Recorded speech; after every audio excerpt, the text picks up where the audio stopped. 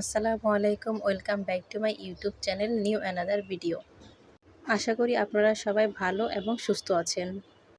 চলুন শুরু করা যাক। আজকের বিষয় প্রেগনেন্সিতে কোন কোন পরীক্ষা করবেন। প্রথম ট্রাইমেস্টার অর্থাৎ 1 থেকে 3 মাস এর মধ্যে যে পরীক্ষাগুলো করবেন। Number 1, blood test. এখানে রক্ত পরীক্ষার মাধ্যমে আপনার রক্তের গ্রুপ পরীক্ষা করা হয় এবং আরএস ফ্যাক্টর চেক করা হয়। Number 2, CBC.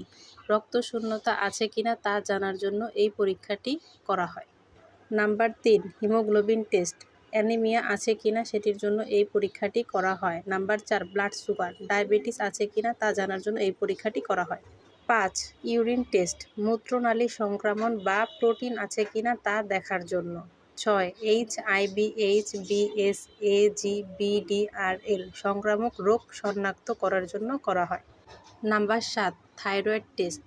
মায়ের থাইরয়েড সমস্যা আছে কিনা তা জানার জন্য। Number 8, USG. বাচ্চা কত সপ্তাহে নর্মাল আছে কিনা, ইকটোপিক প্রেগনেন্সি নাকি সেটি দেখার জন্য। সেকেন্ড ট্রাইমেস্টার অর্থাৎ 4 থেকে 6 মাস এ সময় যে পরীক্ষাগুলো করতে হবে। Number 1, anomaly scan. এখানে বাচ্চার অঙ্গ প্রত্যঙ্গ ঠিকভাবে গঠিত হচ্ছে কিনা তা দেখার জন্য এই পরীক্ষাটি করা হয়। নাম্বার 2, ওজিটিটি অর্থাৎ ওরাল গ্লুকোজ টেস্ট। গর্ভকালীন ডায়াবেটিস আছে কিনা তা জানার জন্য এই পরীক্ষাটি করা হয়। নাম্বার 3, সিবিসি এবং হিমোগ্লোবিন টেস্ট। রক্ত শূন্যতা যদি থেকে থাকে তা বেড়েছে কিনা তা দেখার জন্য। Number 4, urine test. প্রোটিন বা সংক্রমণ আছে কিনা তা দেখার জন্য। থার্ড ট্রাইমেস্টার অর্থাৎ 7 থেকে 9 মাস এ সময় যে পরীক্ষাগুলো করতে বলা হয়।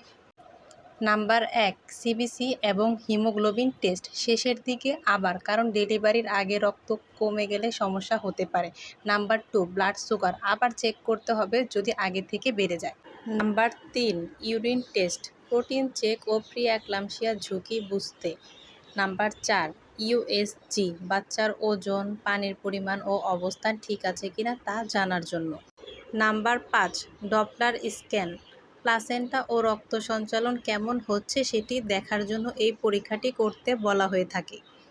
ভিডিওটি ভালো লাগলে অবশ্যই লাইক, কমেন্ট করবেন এবং সাবস্ক্রাইব করতে একদম ভুলবেন না। সে পর্যন্ত সবাই ভালো থাকুন এবং সুস্থ থাকুন। পরবর্তীতে আবারও দেখা হবে নতুন কোনো ভিডিও নিয়ে।